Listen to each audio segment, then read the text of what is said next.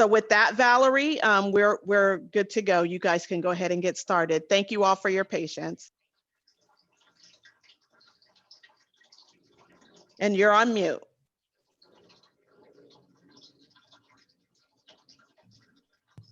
Okay, there we go. Hello, everyone, and thank you for attending today's training on tips on how to prepare for an emergency. My name is Valerie Macias, and I am the Office Technician for the State Council on Developmental Disabilities, San Bernardino Regional Office. It is my honor to introduce our guest speaker today, Mr. Eric Aguilar.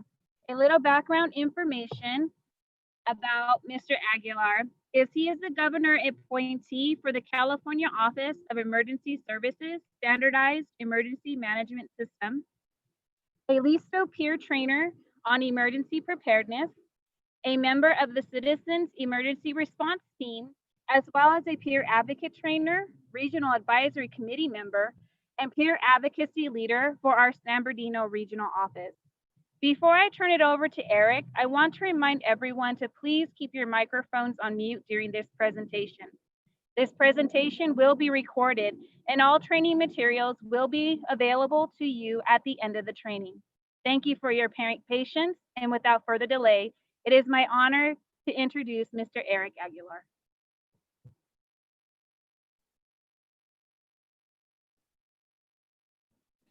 Eric, you're on mute.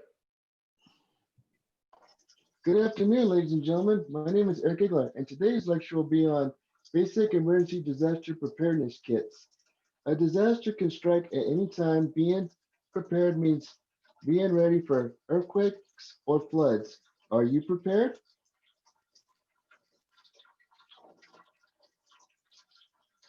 Next slide, please. The American Red Cross Emergency Backpack provides a 3-day supply of food, water, and more for one person.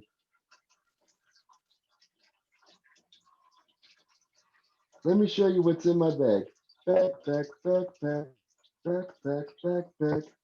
Anything you need, I have just for you. Backpack, backpack.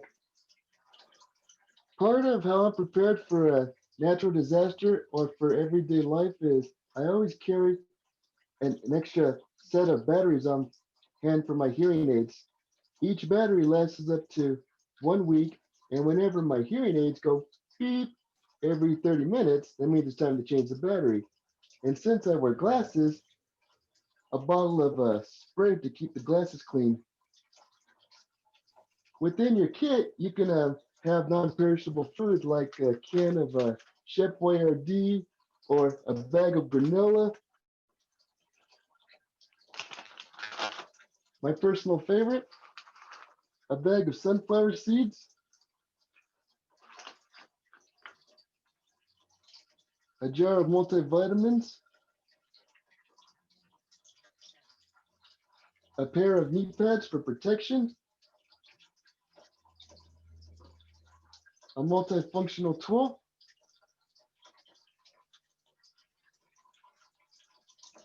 flashlight with an extra pair of batteries. I recommend that you keep the batteries separated from the items because if you keep them in there for too long within the device, chances are the juice from the batteries might drain. An emergency supply of medicine,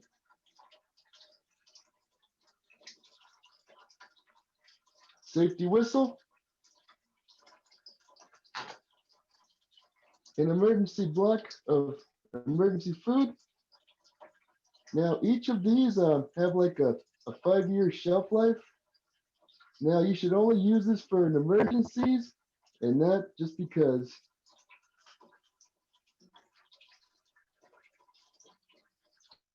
Your first aid kits.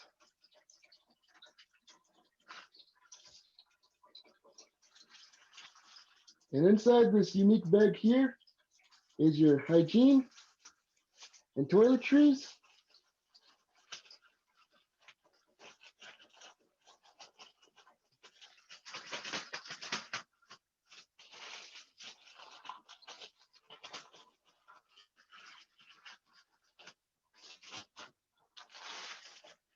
Voila.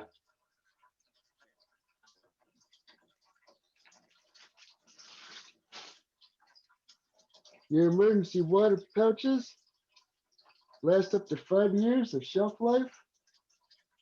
Always drink these for emergencies only. Next, we have a pair of gloves.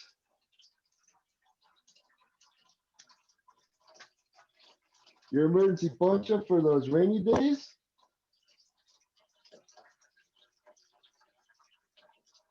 Another form of flashlight.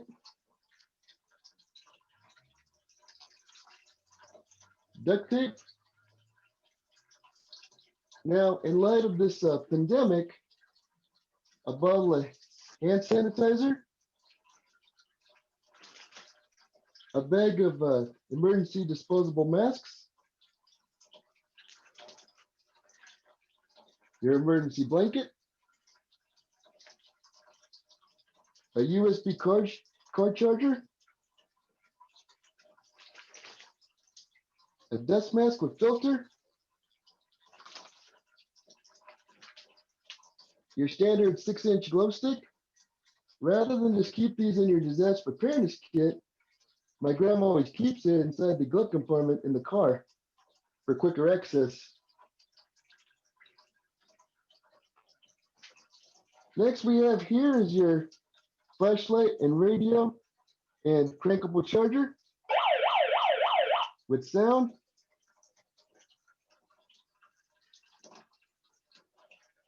Always carry an extra pin. You can never have too many pins. This here is one of my favorite toys, your solar charger with dual flashlight capability and wireless charging pad feature. This baby can charge up to 3 devices at one time. It's shockproof and it's waterproof and durable. Next, we have your plastic bag. Now, this can have a variety of uses. You can use it with a bag of rice to dry your cell phone. You can use it to keep important papers dry. And if that doesn't work for you, you can always use a flash drive to save important documents such as birth certificates, mortgage papers, stocks and bonds, the deed to your house, and what have you. Now, it's always important to make sure you have a separate kit for your animals. Now, the most important thing that you should never, ever forget in any times of need is money. And then last but not least, a container for emergency water. They say in your kits, each member of your family is entitled to a gallon of water a day. Now that I have gone over your standard items in the disaster preparedness kit, I'm going to turn it back over to Valerie. Take it away, Valerie.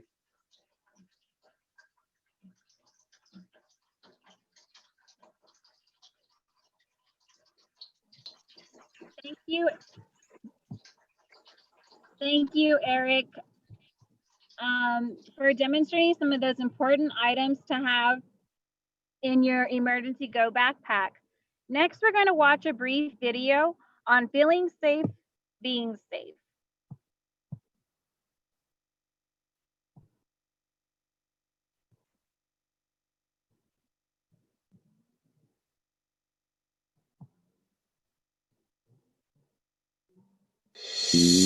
Feeling safe, being safe.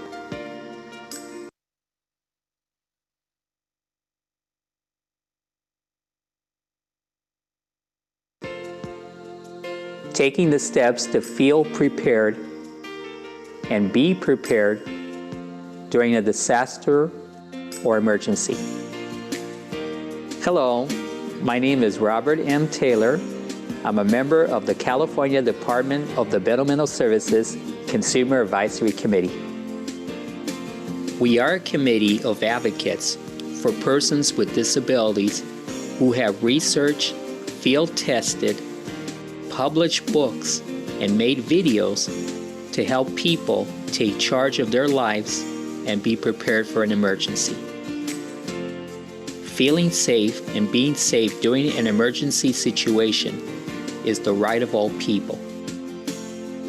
A basic right is to have access to medical care, food, shelter, and help with their immediate personal needs from local community resources during a disaster or emergency. In our local communities, an emergency or disaster can occur at any time, anywhere, to anyone. These emergency situations can be caused by natural disasters such as floods, hurricanes, or earthquakes. Or they can be epidemics or acts of war. Everyone needs to be prepared and ready for an emergency. Yet persons with disabilities, the elderly, single parents,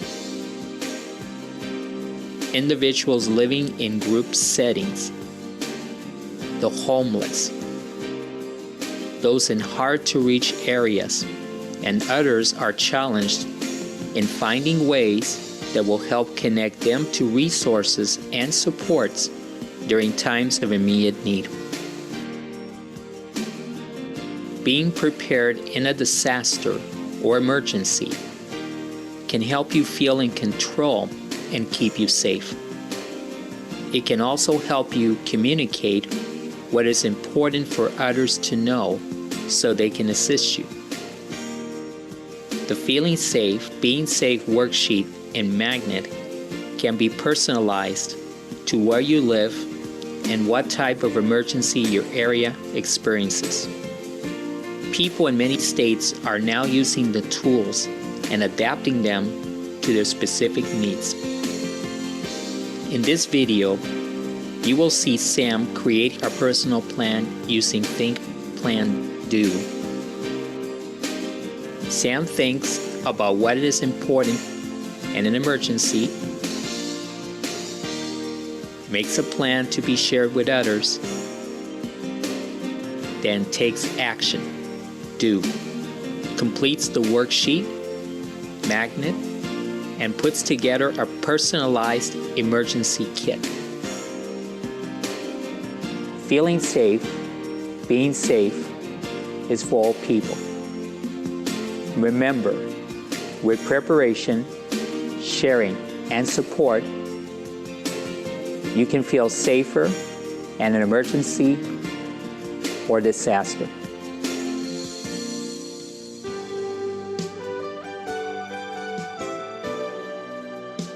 My name is Sam Durbin. This is the story of how I used Think, Plan, Do to create a plan to be safe and feel safe. I began the Think, Plan, Do process thinking about why it is important for me to feel safe at home. It's important for people to be prepared because if there's a major disaster, they need to take care of themselves until somebody can come. They need to not be in a position where they don't have any food or the gas pipes are busted and they don't have a flashlight or a radio to find out where they can go because of a flood or any kind of a disaster. They need to be prepared at all times. Being safe means I know how to take care of myself and not be afraid. If I create a plan to help me feel safe, I will be prepared and not have to worry. I will be calm and be able to follow the steps to take care of myself in an emergency. I began thinking about what I need to do to take care of myself. I thought about the different things people need to know about me: my health, my medication, my glasses for reading, and my dog. I also want people to know how to talk to me when there is an emergency. I want them to explain what is happening in a quiet, gentle voice. Other people may want someone to speak slow and clear. I also need help making my own plan to help me feel safe. With my goal set, I began to create a plan to look at ways to be safe at home, using my community resources, my neighbors, and developing my own personal safety plan. I began by filling out my Feeling Safe, Being Safe worksheet. I learned that I needed an emergency kit to put my important items in. I also discovered that there are very important items I need just in case I have to leave my home. I would put these items in my kit.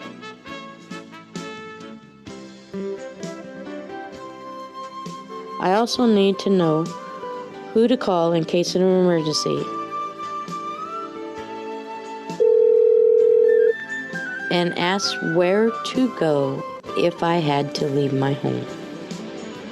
I need to get to know my neighbors so I can call them if there's an emergency and I need their help.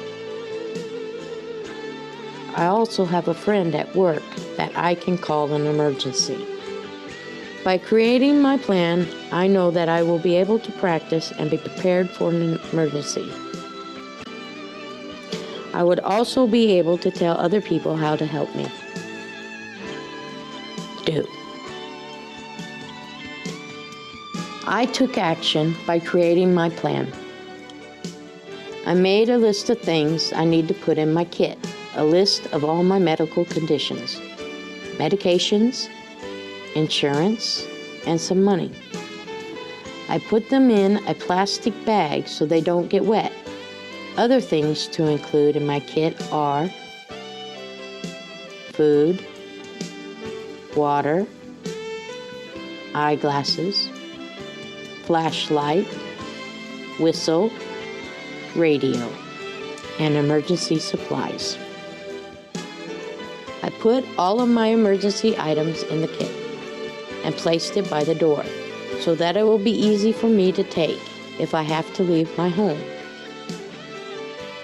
I asked my neighbor to exchange phone numbers so we can help each other in an emergency. I made sure I knew how to call 911 and asked the person where I needed to go if I could not stay in my home. 911, what is your emergency? I also would turn on my radio or TV to find out what I needed to do. I asked my friend to help me fill out my magnet and put it on my refrigerator for everyone to see. I want people to know how to help me. If you feel safe, that means you're prepared. You can't feel safe without being safe, and there's just no way. Think. Remember. Think about what is important to you in an emergency and how people can help you. Plan. Remember, making a plan helps you create the steps for what you want. Do. Remember, taking action is the way to get what you want and ask for help if you need it. Lots of people use think, plan, do. Here's our friend Dan. He used think, plan, do to create his feeling safe, being safe plan. Think. Dan wants to make sure he is living a safe life. This means that he is not in danger and will get help in an emergency. Plan. Dan decided to create his feeling safe, being safe plan. His plan includes how to work his wheelchair, the items he needs to have in his kit, and the people he will call for help. Do. Dan filled out his magnet. He placed it on his refrigerator. His plan helps people know how to help him with his wheelchair and medical issues. Remember, not being prepared can put you in danger.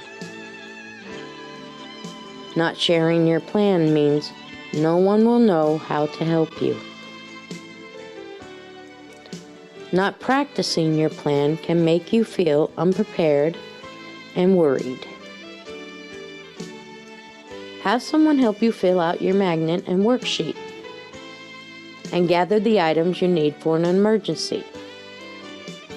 Practice your emergency evacuation. This means how you will leave your home in an emergency. This will help you learn what to do when you have to leave your home.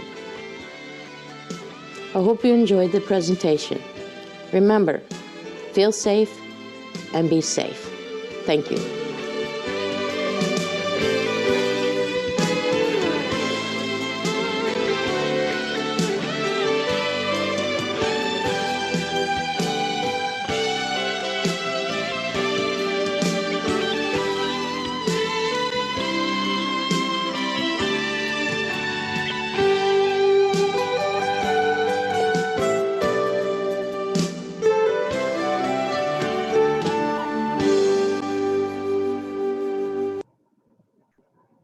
All right. Well, I know for sure after watching that video, I feel better prepared in how to prepare for an emergency.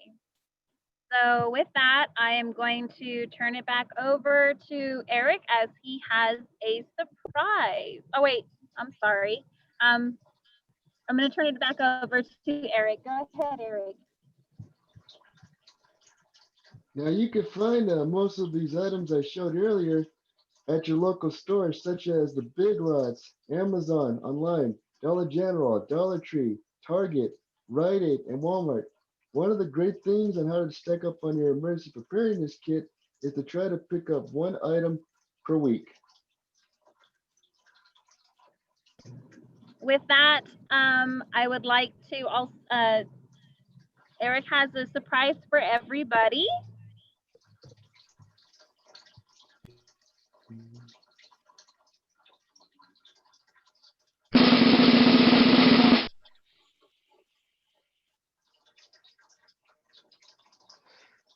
But wait, there's more. For everybody that was on this call today, you get a free disaster preparedness kit.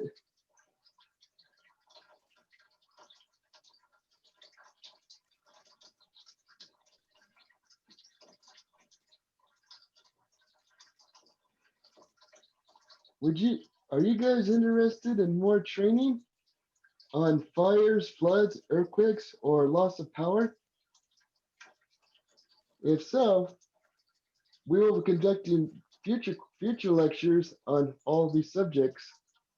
Now we'd like to take up this time to answer any questions you may have about any of the items or the presentation, any comments or concerns.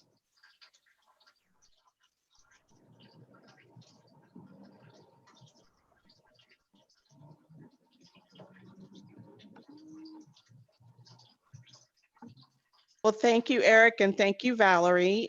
Did we have any questions from any of the participants? I know that there's a group of about 10 or 12 folks that are at the same location. So if you have any questions from that location, feel free to ask. Any questions about the bags, what's in them that you'll actually get, now would be the time to ask any questions or how you could be better prepared. Do we have any questions from the group?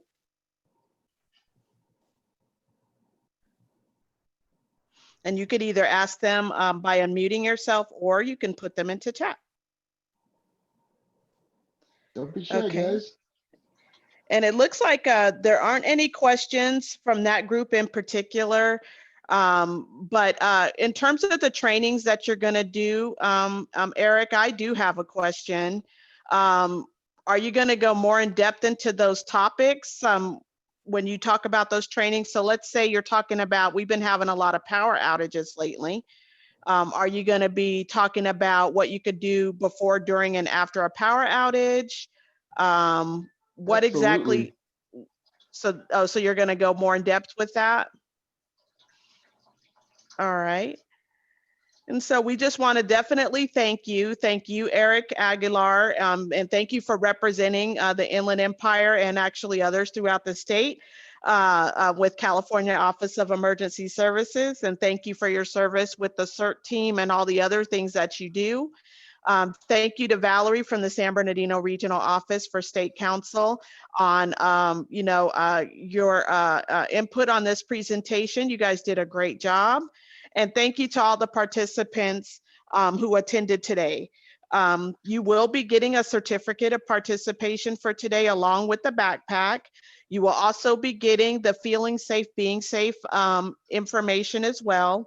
And then you're going to get a specially bound book by Valerie from our San Bernardino office that'll be included in your backpack with some additional PPE. And so most of the items that Eric shared with you guys, you actually will get. That list was provided to you guys in advance with all of the items that are going to be inside of your bag. And so we thank you. And all I ask is that you take up Eric's advice, at least, once a month, or if you could do it every week, that's great. But if not, once a month is fine. Just hit that Dollar Tree, or if you see something on sale somewhere that you could stick in your bag, that you start your preparedness that way by just buying one item and putting it in your bag. You'd be surprised how full your bag could get in just a year's time. So with that, we thank you all for your participation, and we hope that you guys have a great day and you be safe out there. Thank you very much. And you guys, that's all, folks, as they say. Have a good day. Thank you. Bye-bye.